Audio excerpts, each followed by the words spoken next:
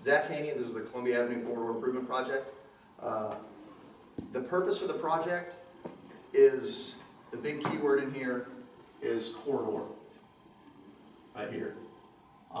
As defined by the project, it is the corridor from originally, now I'm going to back up for a minute. We started through the public information meeting, the field reviews, and then the public hearing that we had 2017, early 2017, that included the entire project, which was from the interstate all the way through along Columbia Avenue to a point along Amics Ferry Road. So that was the corridor. Recently, it was decided by FHWA that you see this small blue circle that's over here by the interchange. That is no longer part of the Columbia Avenue Corridor Improvement Project. I want to make sure I'm totally upfront with that so everybody knows that is a whole separate project. It is part of the I-26 widening project. If you can picture about Bojangles, that's about where the transition from their project to our project is. They do abut each other, so there's not going to be a gap. Yes, sir. And Zack, just to be clear, I mean, that was taken out because of a separate funding mechanism. That's perfect point. The good news is our project is funded. This project, the Columbia Avenue project, is funded. And although the interstate is no longer a part of it, it actually really helped us out in the long run because it brought additional funding to the table to take care of that aspect. And Jennifer, please step in if I'm stepping on my own toes or anything. But it was a really big deal and it was a really good thing. So, and I want to say that there is supposed to be a public hearing for that project coming up here relatively soon, probably within the next 2-3 months. And they'll do the same thing that we've been doing, putting signs out, letting everybody know, trying to get the word out. So when that comes around, I'm sure y'all hopefully will be able to take part. The design of that bridge will just fold right into the 48 project. They are running right into each other. Yeah, Now, granted, it's not just going to stop at the bridge. Of course, they're going to have Yeah. to transition it out. But where they end their transition part, about here, is where we're just going to.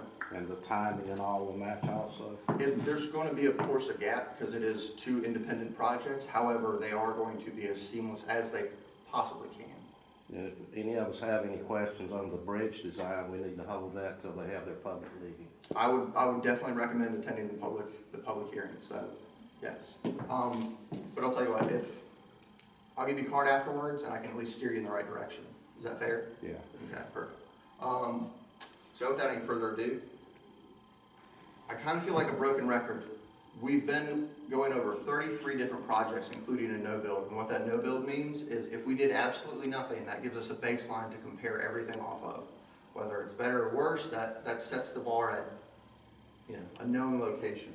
So after 33 alternatives that were studied, this was the first public information meeting map that we brought, and there's a mix of colors, opportunities to the north, to the south, that use wood thrush. One thing I do want to emphasize is right at this point right here, near Brighton Boulevard and Wood Thrush Road, from that point, that intersection, all the way to the interstate, remained the same. So it's either going to be widened to the left, right, or center. So it's either symmetrical, semi-symmetrical, or asymmetrical widening along the existing corridor. We're not looking at way to the north or way to the south. It's going to be following the existing Columbia Avenue. So it's going to get widened from 2 lanes to 5 lanes. And I've got some typical sections that we can show too. So we gathered information. This is that 50,000 foot view that basically we looked at. So we did aerial analysis, USGS maps, rough contours, rough topos, that big picture 50,000 foot view. And as we went through and we analyzed each one of these alternatives independently, we had to start eliminating some for specific reasons. Through aerial photography, talking with local churches, community groups, things like that, having our public information meeting, we started to whittle them down. We looked at natural resources, overall roadway safety, geometric safety, alignment, things like that. This might be kind of hard to see. And if anybody has specific questions, we can go into that here in a minute. You'll see sets of dark gray, sets of white, dark gray, so on and so forth. If it was in gray, it was eliminated. And the reasons, although they're very hard to read, like I said, we can go over that here in a minute. So we carried basically 10 out of 33, we carried 10 forward. That means we basically eliminated 21 of the build alternatives, and they were considered but eliminated for independent different aspects. Some of them had railroad or geometric design criterion. For example, CSX, one of their 1991 safety protocols that they instituted is if you add a new at-grade crossing, you have to remove 3 existing crossings. And guess how many existing crossings the town of Chapin has? 3. Bingo. So that would have been a hard pill to swallow. So that kind of helped eliminate some of them. Other things were community impacts to the character of the town of Chapin. That was one of the things that we got so much feedback on was, please don't do anything to the character of the town of Chapin. And I can safely say, as I stand up here and talk to y'all, I live in Chapin, I'm from Chapin, graduated from Chapin High School, so it's not like somebody that's coming from Charlotte or something like that. There's a local point of view that's been part of the project the whole time. So now we're looking at 10 alternatives. And of the 10, there's combinations.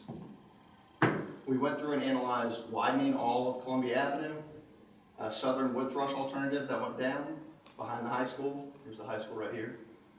We used existing roadways like East Boundary Street, Clark Street, and then new alignment alternatives that went through some pretty open areas north of Our Lady of the Lake and Chapin United Methodist behind the new Publix. So we did the same thing, and now we went from that 50,000 foot view to about that 10,000 foot view. So we started getting boots on the ground. We actually went, surveyed streams, we surveyed wetlands.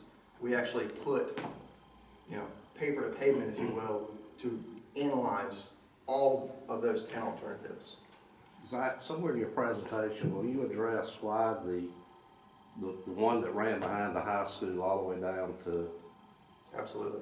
why that was eliminated? Absolutely, yes, I can On do the that. surface, that looks like It was one of the things, because when we had 33 and we whittled them down to 10, we did some serious studies. And again, like the slide shows, we went out there and surveyed all the wetlands. So we knew exactly, we could tally to, a 1/10 of an acre or 100th of an acre, how much impact each one of them had. Thank you. One of the big parts, and I'm actually really glad that you asked that question, is the traffic operations part of it. We went and did a volume to capacity ratio to analyze the traffic and see what level of service each one of those alternatives would have. And that was a big, big factor that helped us eliminate it, because right off the second slide was to alleviate the congestion along Columbia Avenue. That was the entire purpose and need. And if we can't solve that part of the project, we technically don't have a project.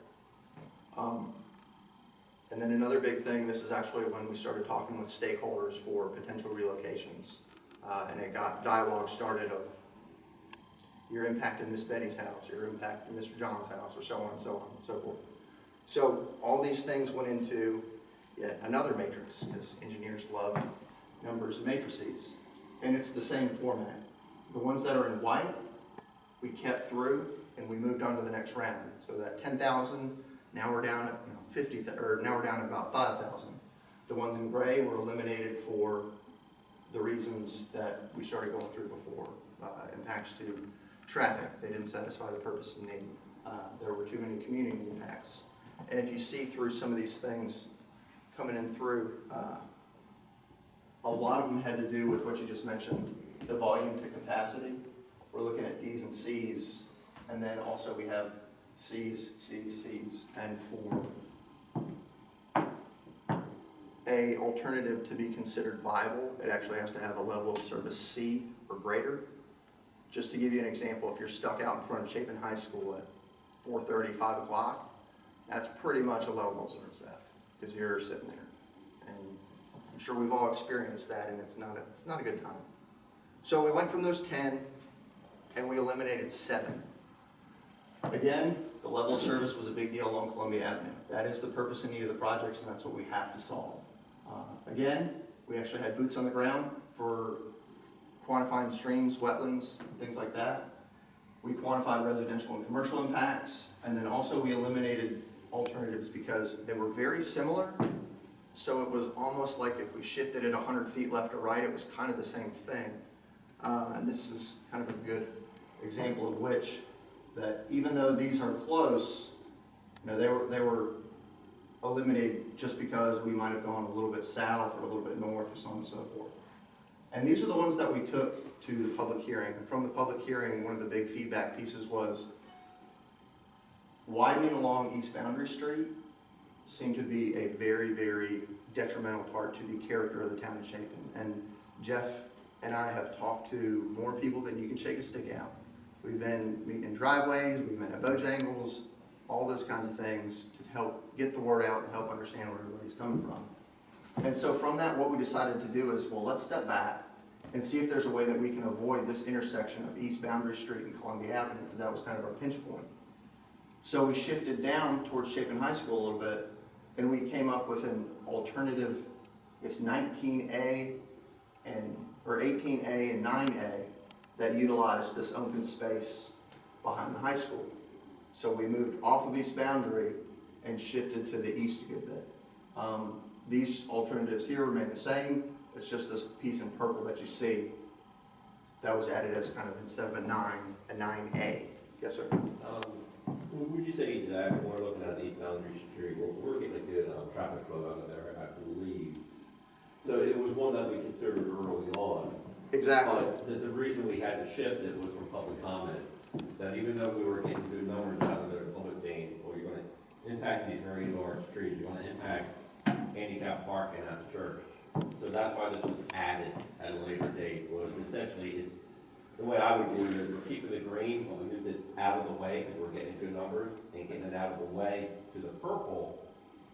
We still had good numbers, and we're avoiding a lot of impacts people were concerned with. And that was kind of a lot of the feedback was parishioners from the church that came and voiced their opinion as they'd lose handicap parking spots, like Jeff was saying. Exactly, yeah. So, so we went from 33 to 10 to 3, and now that we introduced this purple, we're back up at 5. Is any of that purple actually on the school property? I guess the best way to explain it is it follows property lines from about Stonewall between Signode, Chapin High School, and then the other properties here. So it follows geometrically as close to the property lines as it possibly can. So the Mount Horror property there, the parking lot, That's going to go through. will it be impacted, or is the road beyond that property line? I'll tell you what, we can visit that Okay. and the southern connector part here in a little bit with a better image, because a picture's worth 1,000 words. Thank you. And so we came back, and based on that, the 5 that we looked at through the stakeholders meetings, public involvement, public hearing, the potential for impacts, both commercial and residential, and then the developments that have started to come through the town, because the town is growing a significant amount. So these are all things that we have to take into account. That's what gave us to these additional 9A and 18A that dealt with new alignment. This may be difficult to see, and if you all want to go into greater detail, we can after the presentation. But some of the large points are the number of potential relocations. You have alternative 9 has 9, but 9A only has 2. And so shifting that much gave us a really big difference in potential relocations. Alternative 18 started with 11, but 18A only has 4. So it made itself viable based on public comment, which was fantastic. Going through, there's other things like linear feet of stream impacts, wetland impacts. Section 6F, there's potential historical factors that came into play just because the town of Chapin has significant historical aspects. And from that, we came all the way back to 9A, which was the purple alternative. And again, it comes back down to it had the least number of relocations. It satisfies the purpose and need. It was one of the least impact to the character of the town of Chapin, and it was one of the ones that basically fit the bill that we could use. So this is alternative 9A in purple. It starts at Amos Ferry Road, crosses a new intersection that we're gonna put at Lexington Avenue, go down behind GIS, this is GIS here, cross the existing railroad crossing near Wise, and then follow part of Wise in front of the Montessori School, introduce a new roundabout, go between Signode and Chapin High School, follow up, and actually this is going to be one of the things that we can discuss if y'all want to, is moving off of Smith Engineering and the oak tree that was out there. And then from there, it's going to follow Columbia Avenue all the way through to the interstate. Again, it's from this point here at Woodthrush, it was going to be left center and right widening that we evaluated. Now, the typical sections that you see up here, there's 3-lane sections, or what we're calling a 3-lane section, which basically is like a parkway with a planted median. That 3-lane section is going to go from Amos Ferry Road, cross Lexington Avenue, cross 76, cross the railroad, behind the high school in Signode, all the way up to Columbia Avenue. So this whole section that's right here is going to be these 2 lower typicals, what we're calling 3-lane sections. From there, this new intersection near the Mount Mora Cemetery wall, which we're not touching at all, is going to be the introduce of a 5-lane section. So from by there all the way to the interstate, or to where we're abutting the I-26 widening project. Zach, how wide are those lanes gonna be? They're going to vary for bicycle accommodations between 12 and 14. Oh, 40. And the majority of this section through here is going to be a closed drainage curb and gutter. So it's going to have a parkway type feel. Does that make sense? Kind of like as you're going to the airport. Sure. It looks a lot like that, but instead of 4 lanes, it's going to be 2. What would the speed limits be on these roads? Very glad you asked that. Speed limit through here is going to be posted at 35 miles an hour. And then it's going to be the same existing speed along Columbia Which Avenue. is 35. Yes, So, just one of the things I'm concerned about is that as you widen the lanes, people will want to drive faster, regardless of what that posted speed limit is. Exactly. So, as we kind of, you know, the route's fine, but as you have communities kind of develop around that, The speed is. the speed is a concern, especially when we start talking about bike lanes, sidewalks. And one of the things that we do have the opportunity to use to help facilitate speed and control speed is traffic calming measures such as landscaping. Sure. That plays a big part in it, because if you have the impression or the illusion that Sure. something's closer or more closed off than it is, it Sure. should slow down. So we can achieve those through things like lighting, of course, the police officers right here. So hopefully they can control it too. And the part about that decision was because the speed limit along 76, the speed limit along Lexington Avenue, and the speed limit along Amos Ferry all played a really major part in determining what type of geometry, what type of speed we needed to Sure. use that as. Zach, can you go over just kind of the logistics of each intersection off Columbia Avenue, 76, and Amos Ferry? I can I put you on hold for just a minute? We actually have some Google stuff that we can literally just zoom all the way in, you'll see all the lanes, all that stuff, it'll be perfect. Next part is the schedule, because I'm sure everybody's heard. So, we will actually have right-of-way acquisition. The plan is to have people start coming out mid-2018, start talking to property owners, actually have a set of plans, hopefully rip-roaring and ready to go. Now, keep in mind, please, this is all tentative, so this is our plan. Finalize our construction plans and hopefully get a letting about mid-2020, and then actually have a shovel in the ground closer to Christmas, Thanksgiving-ish of 2020. That's the plan. Hopefully it works out that way, and yeah. So 2 years. it's a big project.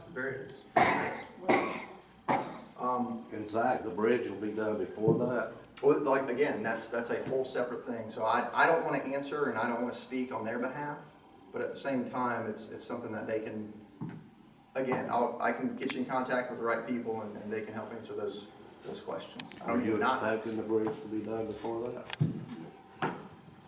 Again, since it's not my project, I can't, I don't wanna speak, But I you don't got wanna, a couple up with it. I don't wanna speak out of turn by anything.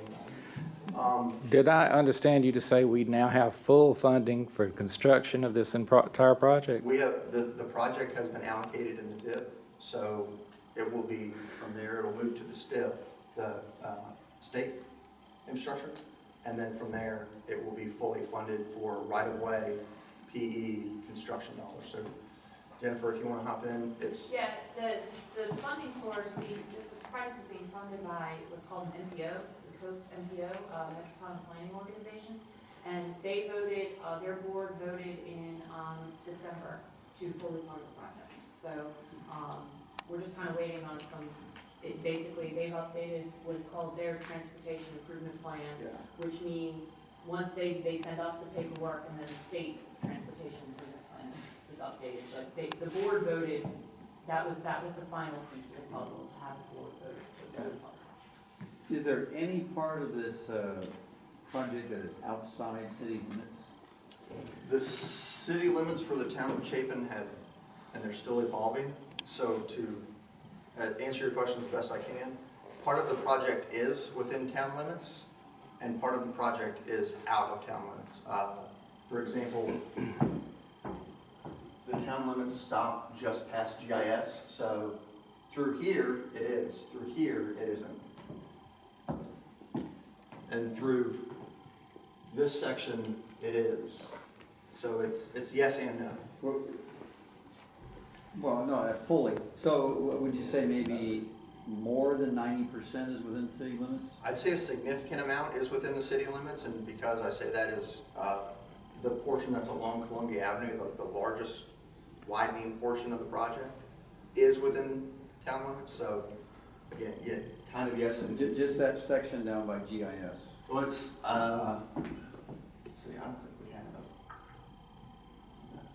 I know Google Earth Pro actually has municipal limits. I can check on it, how about that? To give you the answer you're looking for, let me check and I'll get back with you. So, Southern Connector first, right? You wanna look at that? Yes, okay. Thank you. And I may forget some questions, so please. Zack, is there any funding in the approved funding package for utility relocations? It's, I know that you and I and Kenneth had talked about that briefly, but I think that's gonna be something Kenneth is gonna have to answer as far as the funding allocations for specific things like utility relocations. In our budget, we do have a portion for utilities, however, without the actual estimates nailed down, because we're only at 60%. We don't know, we haven't identified 100% of our impacts until we get to construction plans. And that way we can actually say, this is how many utilities we are impacting, you know, beyond a shadow of a doubt. So that's kind of, I guess, the best answer I can give you at the 60% point.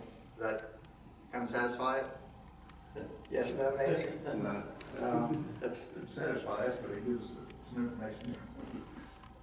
So, Is there any thought into adding a turning lane to the rest of Road 48 all the way to Amy's Ferry?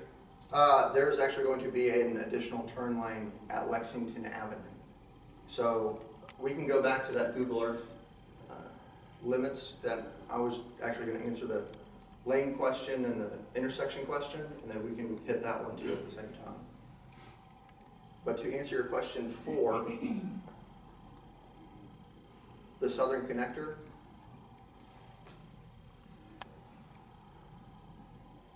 you'll see that light green that's in there.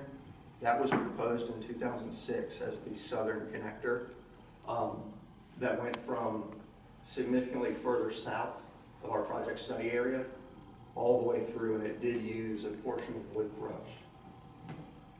So one of the things that kind of separated that one is it can be an independent project all on its own if it is to get funded and if it's to go through the proper channels, if you will. But it was still a planning level document. It was still at that 50,000 foot view that we started off with 33 alternatives. And it still had to go through the weeds, just like every other project does in the federal process. So NEPA sets a strict set of guidelines that must be followed in order to receive funding for projects such as this. So I'm not saying it can't happen, I'm not saying it won't happen, I'm just saying it would be treated as an independent project on its own and have to go through the same kind of rigor that we've gone through with Columbia Avenue. I guess the question is pretty obvious. It seems like it would be much better if you will, dumped into Columbia Avenue downstream of the high school. That's really the crux to my question. But, and we did look at several alternatives, actually I want to say it was 6 of them, that used right behind the high school and tied in and came up. So there, behind the high school, south of the high school was absolutely looked at, and it was scrutinized in several forms and fashion. But the big thing that didn't allow it to go forward was it didn't satisfy that purpose and need by actually relieving traffic off of Columbia Avenue. And we had, it was, I want to say it was June or July of this year, we actually had a meeting similar to this that specifically talked about traffic. And if you want to, we can, because I don't have this, laptops are only so strong, and we actually had traffic engineers come in and discuss how and why and all that stuff. But you think that was the reason as opposed to impact on properties and things like that? Well, it had more residential impacts as well. And another piece that played a part in it is the cemetery that's just out here that had potential impacts to that as well. Some of those graves are relatively older. Zack, Sir? if that was an alternative that was selected to go down Woodbrush, could you describe what would occur west of that intersection along S-48? West As of, part of the project? as far as what would have happened to Columbia Avenue? So the improvements would have stopped where that new roadway and where that new corridor would have been established. So if the corridor would have gone to Clark Street, Clark and Peak, no improvements would have been made past Clark and Peak along Columbia Avenue. If the new improvements went from the interstate to this entrance at the high school and for some reason would have cut through and down, no improvements would have been made along Columbia Avenue through there. So that's kind of what, yeah, okay, glad you brought that up. Now the lanes. Does that kind of satisfy the southern alternative connector, yes and no? It'd be a lot easier if you want to come by the office to explain the traffic aspect of it. That'd be. I guess my only follow-up to that is, did you include alternatives that would fully connect out to Innisfree from there? We had,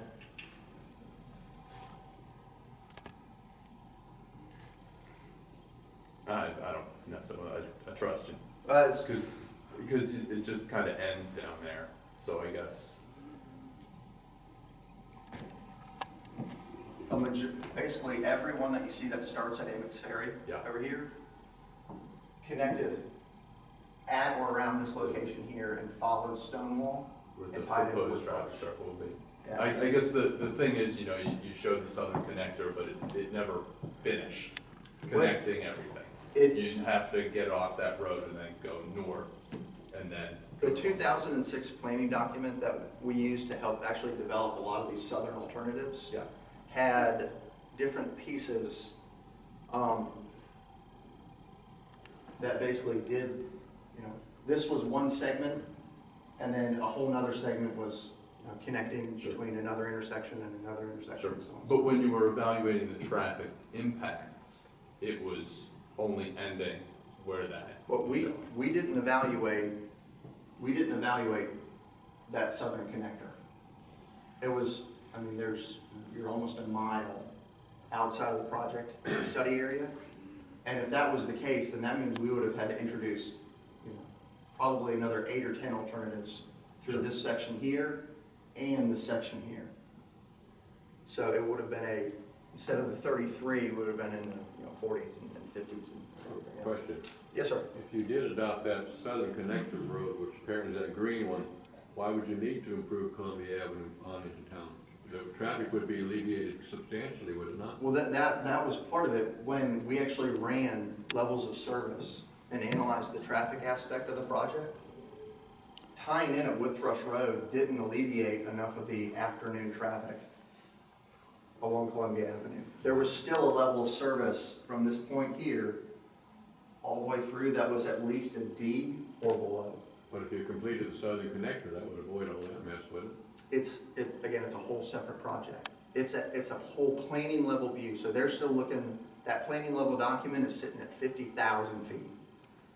When we went through our 33 and then our 10 and then our 5, we started to get further into the weeds and into the weeds and into the weeds. So we actually quantified relocations. We quantified the linear stream impacts that we would have.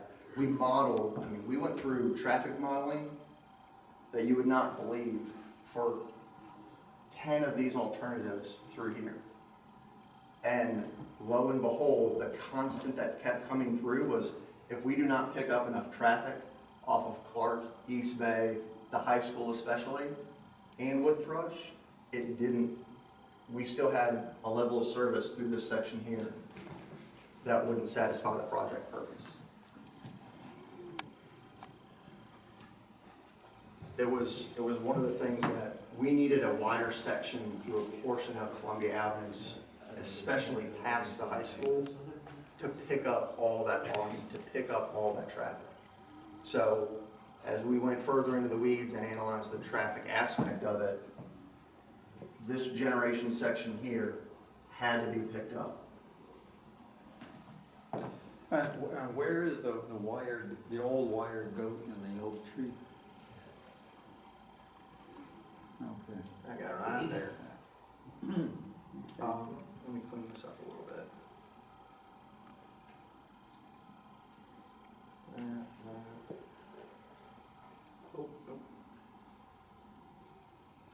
Okay. Now to the intersections that you were asking about. Please keep in mind, what you see is still at 60%, so we're still going through the details. The orange is proposed right away.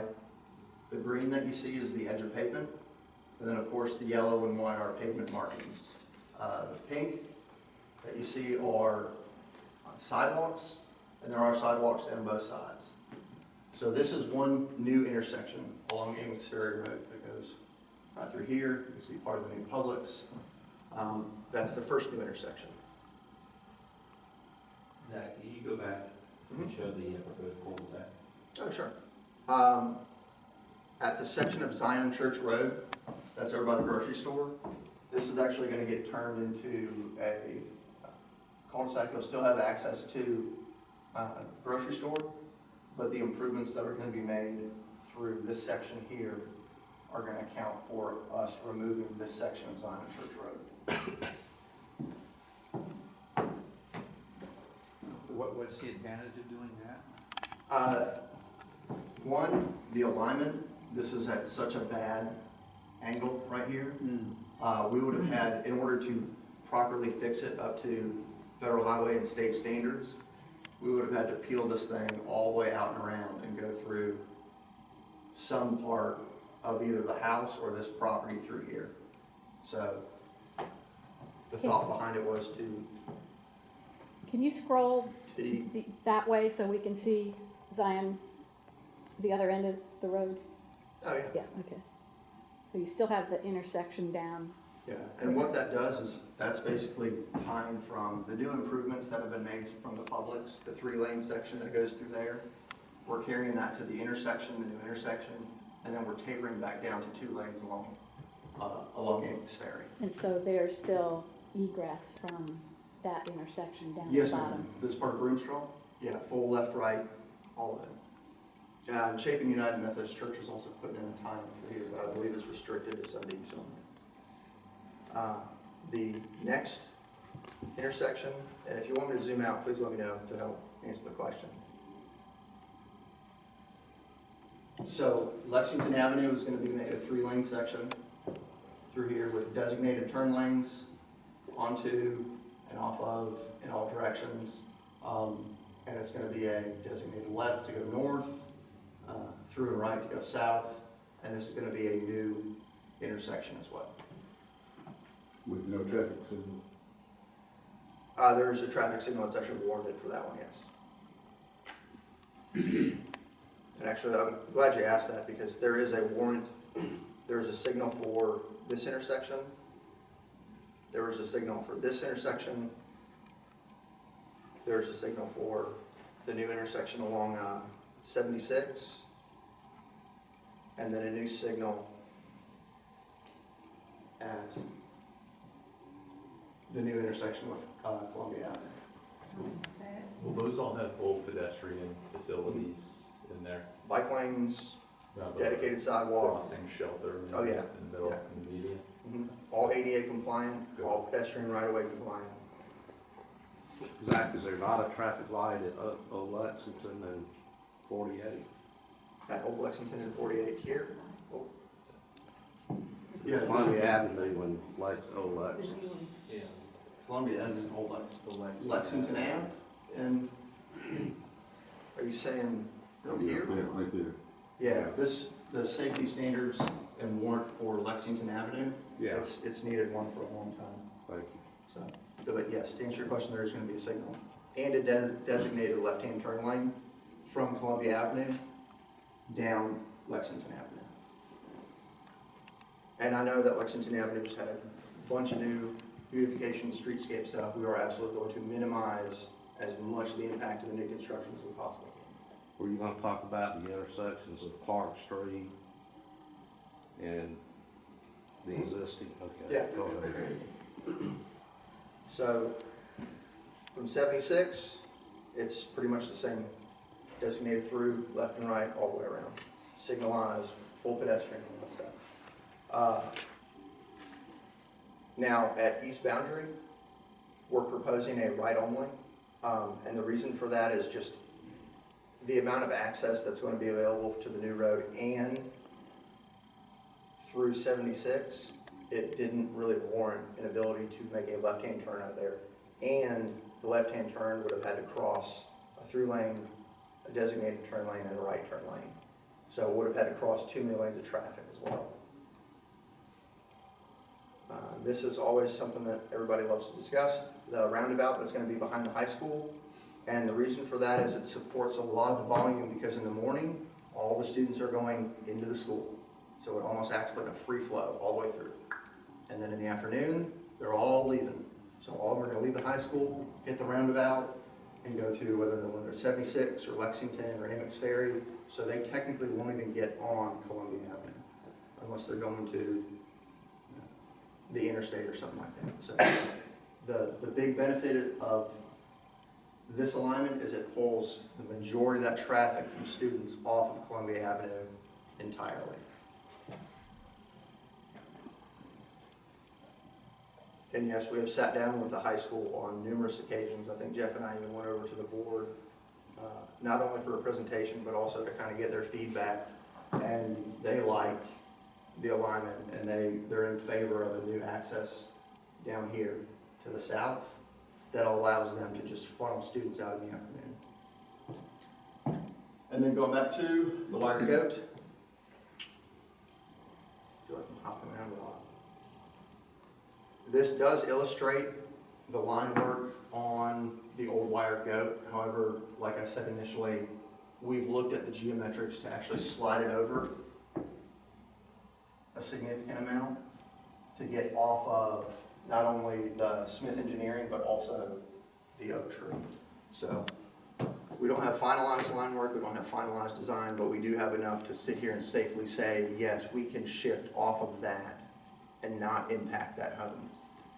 Can you go up higher Yes, and ma'am. get a view of the parking lot that's to the left of Chapin High School? This guy? Yes. So you would be moving farther to the We- right with that. We'd basically be compounding this curve. We'd be making this curve slightly smaller and coming through part of the old Woodworks building that comes out and down. There would be no curb cut there for High school traffic, student parking? that's one of the things that we still have to discuss with the high school as to their access point that they have through here. So we haven't finalized it, but it's still in discussions. Zach, does this also go to, I call it the lower parking lot? The one to the right, the big one to the right, no, the other way. That one you're about to get to. This guy? No, down, bottom of that one. This guy? Yeah. It does, not directly, but indirectly through the feeder drop-off lines that the district has set up, and then also the closed campus option that they're gonna have to come through. That's what I was really Out through asking. here. So that there will be for that parking lot Yeah, it will to the new connect. road. Where exactly is the intersection at Chapin Road? I guess the best way to put it is, you know where the Mount Horeb wall ends? No, the other end, down the other end, Chapin. Chapin Road. Down Chapin Road Boundary? or, Now come in and check with 76. 76, yeah, that one. There you go. this guy? Yeah, where is that exactly? It's at the existing railroad crossing.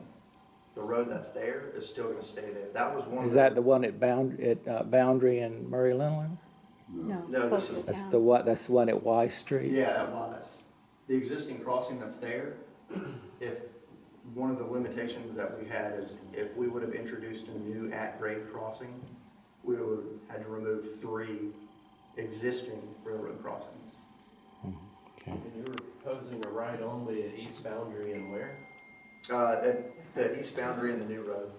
So what used to be that large kind of slow curve that came through is now gonna be a right in, right out.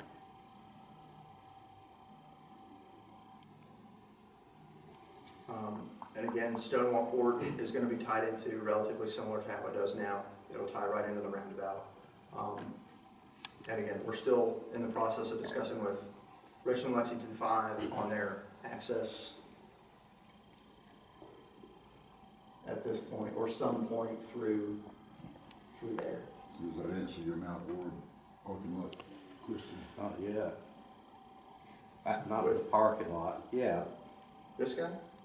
The Mount Horeb property that's right behind the wired gate, does this impact that? This? One of the discussions I know that we had with the parish right off the bat was they simply want access to come in and out, Yes. which, I mean, it's a full functioning parking lot, so I don't see why it would be a problem. Okay. But even beyond that, does it impact the Mount Horeb? That, right there?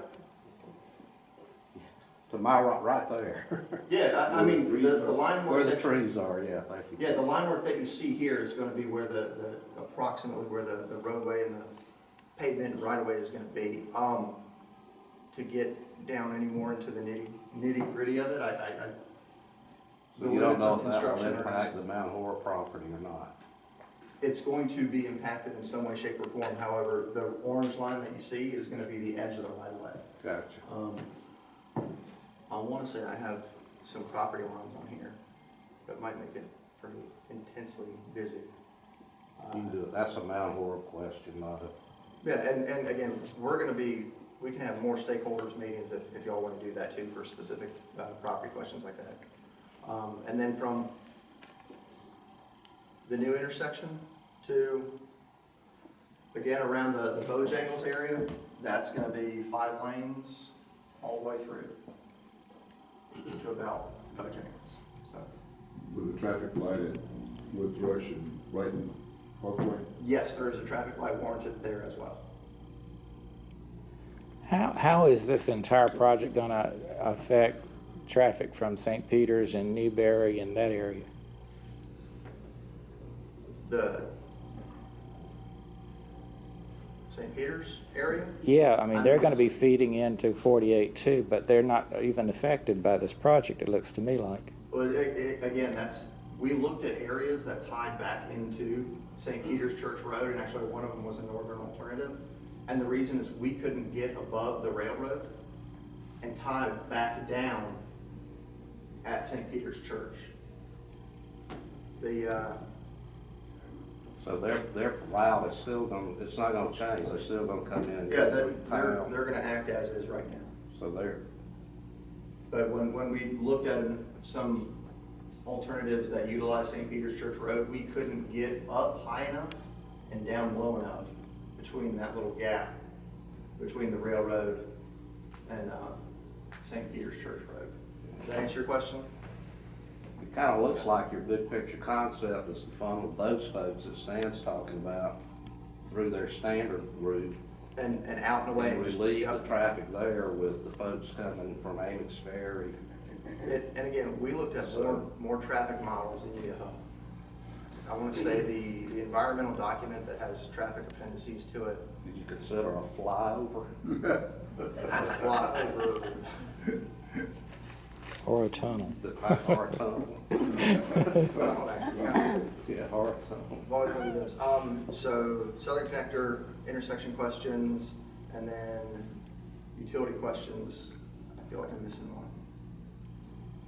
Yes, So okay. back to the utility, you're saying there may be some funds available? I'm saying that we have You have funds available? the utilities, we give them all the information that we have and say, this is what we plan on doing, please use it and see, give us an estimate as to what do you think the impacts are going to be. And we're So, doing that as a SCANA final. looks at it and gives us an estimate.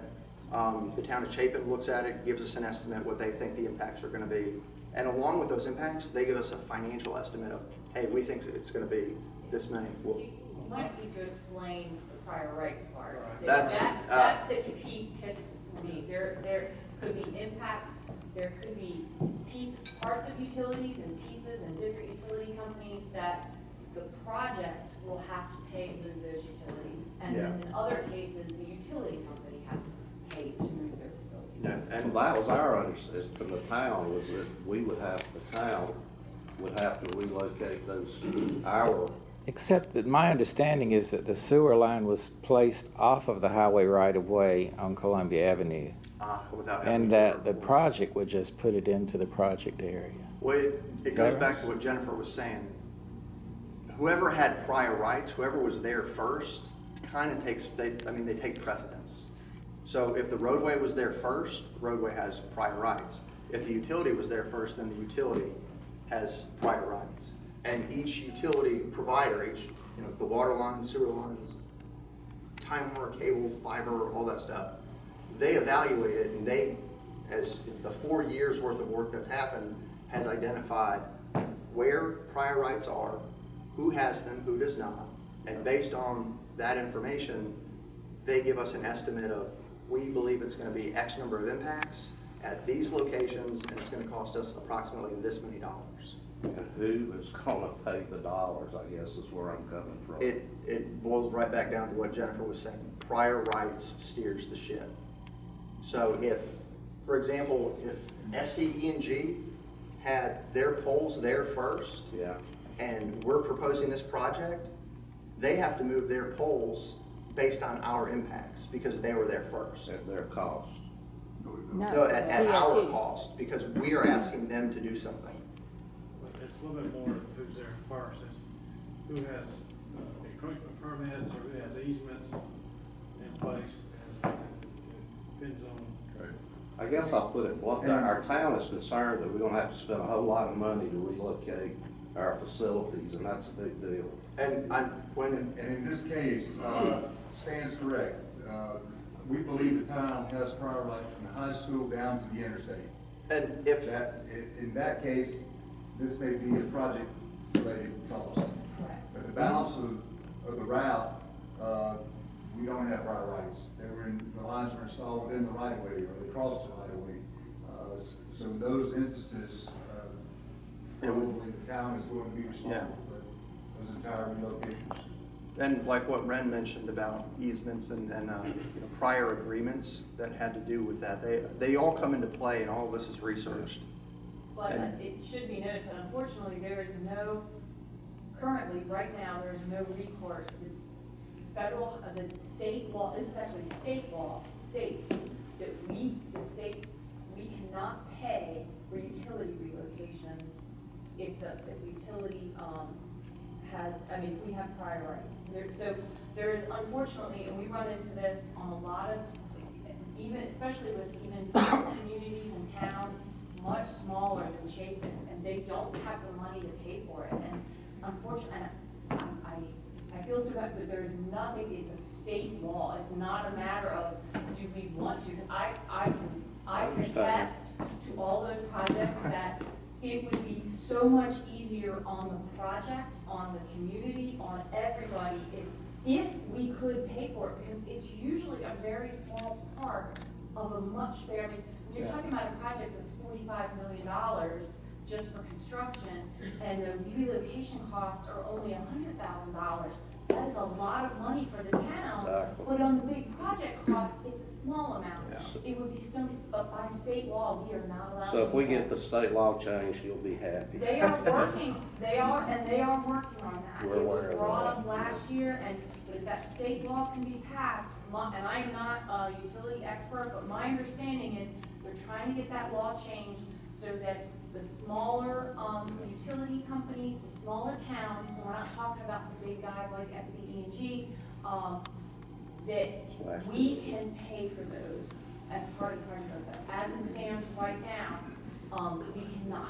Hopefully We that law understand will be that. We're aware of the bill you're talking about.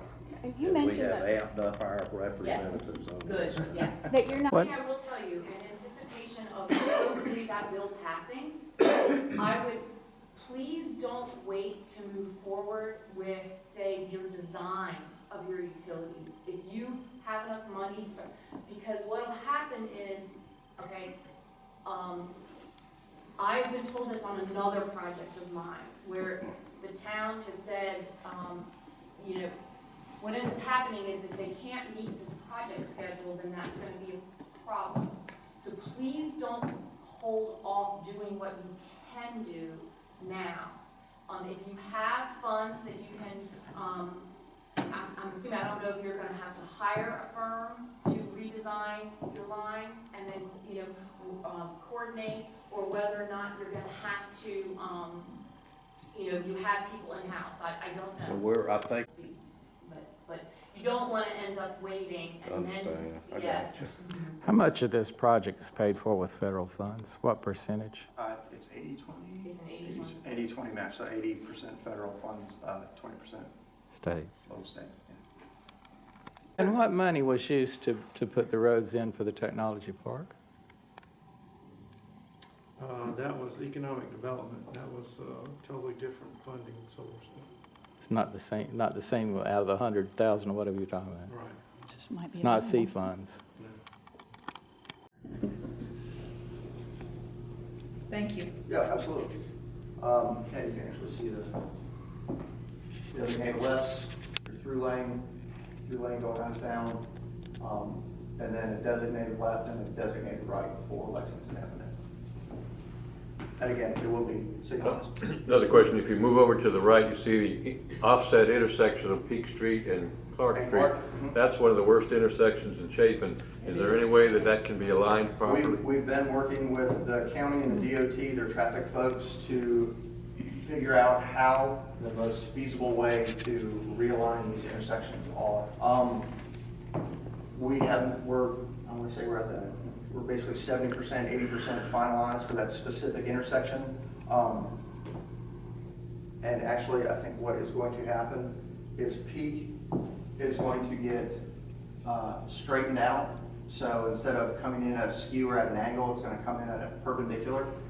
And there's going to be an actual storage, like a two-way left turn lane for merging storage and left turns. That would help. Somebody, if they want to go maybe out, from town to Peak and go out of town, they'll have that storage area to make that too. That would help a lot. Yeah, it's a tricky one, and there's not a lot of wiggle room on Clark, and there's not a lot of wiggle room on Peak Street either, so it's.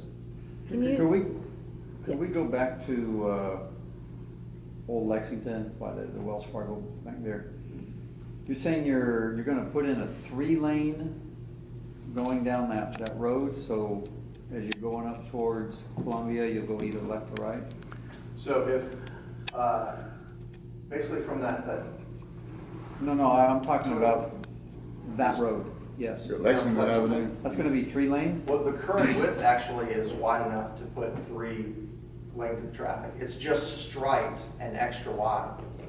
So you're not planning to, I mean, they just had all that sidewalk and Yeah. other work done, so you're just talking about repainting it. We're gonna minimize, we are going to do everything we possibly can to minimize any rework on Lexington Avenue.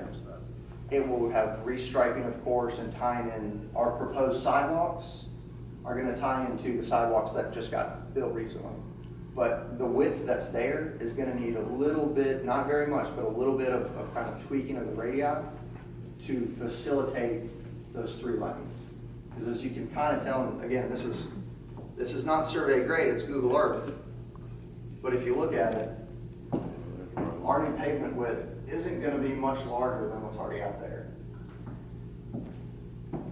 You are or you aren't going to touch anything that's there now? We are going to touch as minimum as possible. We are going to minimize our rework. So, The green is the pavement. yes, ma'am. That comes right down this part here. And of course, whatever we do impact, we will replace. So if we do impact some of the landscaping, we will replace that landscaping. It's part of, No, it seems a shame that having just done all that we're gonna yeah, it shave a little more concrete off the curb. again, I can tell you, Yeah, landscaping is the sidewalk. I hate sitting here saying that we gotta tear up something that just got put in, but it's a little bit of concrete here for a $45 million project. I think it's trade. Yes, sir. Another question, if you would move to the right a little bit more, to the east of the intersection of Boundary Street and Columbia Avenue, is there gonna be any impact right there? That's our house right there with the red roof. That's what I'm asking. Right there, that's our house. Mayor Knight. Uh-huh, Yes. yeah, Mayor look at Knight. that. Yes, Oh. that's it. So if you can move that whole new road up a little bit. Shifted it a little. Do what? Move it north. Well, move the house down. I'm sorry, I didn't get a chance to introduce myself when we started. East Boundary Street is actually gonna be a right in, right out.